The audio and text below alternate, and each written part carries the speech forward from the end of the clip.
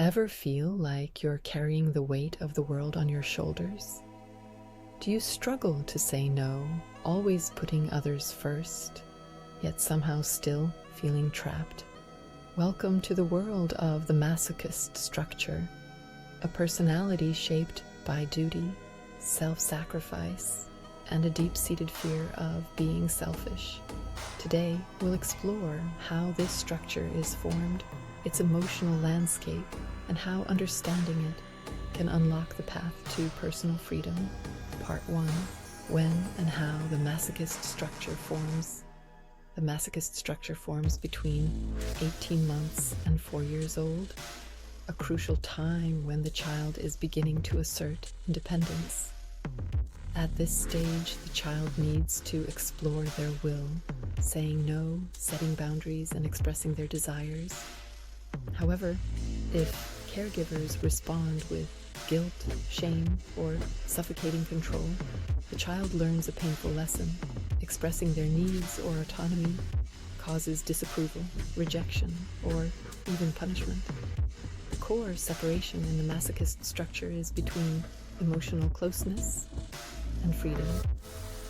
The child internalizes the idea that in order to be loved, they must suppress their own needs and serve others. In essence, if I take care of others, I will be loved. If I act on my own will, I will be rejected.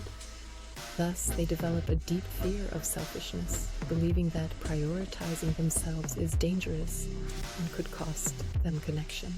Part 2. Core defense mechanisms. To avoid the pain of rejection, the masochist structure develops several key defense mechanisms. 1. Self-sacrifice. They put others first, even at their own expense, ensuring they remain needed and loved. 2. Internalized guilt. Anytime they focus on themselves, a wave of guilt crashes over them, reinforcing the belief that their needs don't matter. 3. Repressed anger. The more they suppress their own desires, the more frustration and resentment build internally.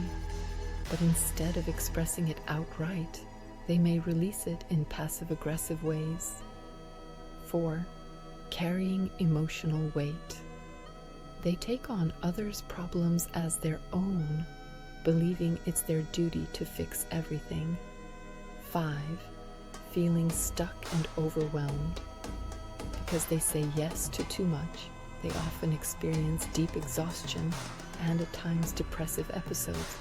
Masochists deeply desire freedom, but fear that choosing themselves means losing love. Part 3. Emotional, mental, and physical tendencies.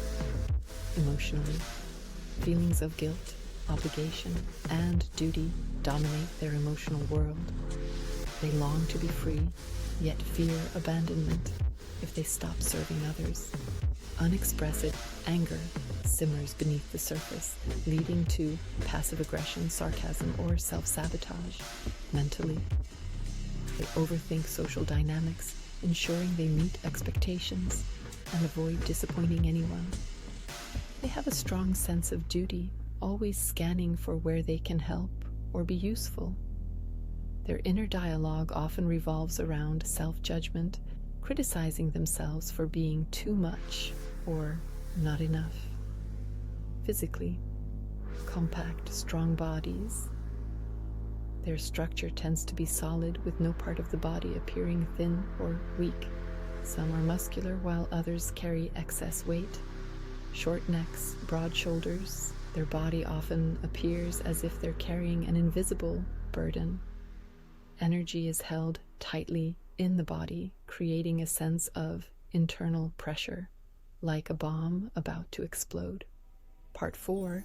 Strengths of the masochist structure. While their struggles can be heavy, masochists have profound strengths, loyal and dependable. They show up, always willing to support those in need. Deep emotional insight. Because they suppress their own emotions, they often understand the emotions of others very well. Strong work ethic.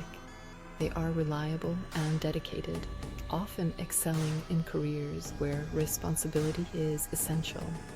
powerful internal energy.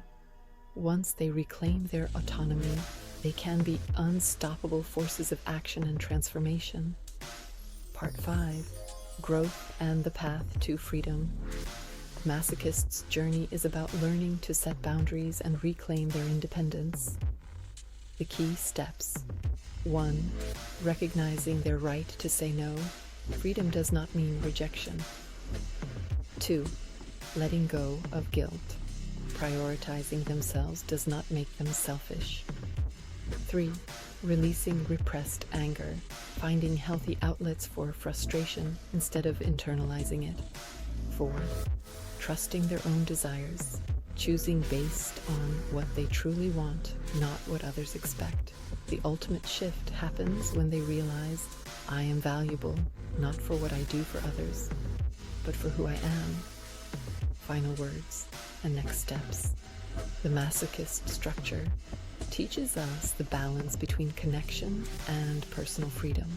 When healed, they become deeply compassionate yet independent, able to support others while honoring their own needs.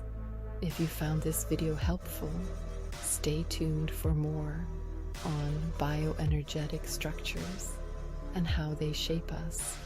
And if you'd like to explore these concepts even deeper, check out my Udemy course. The link is in the description.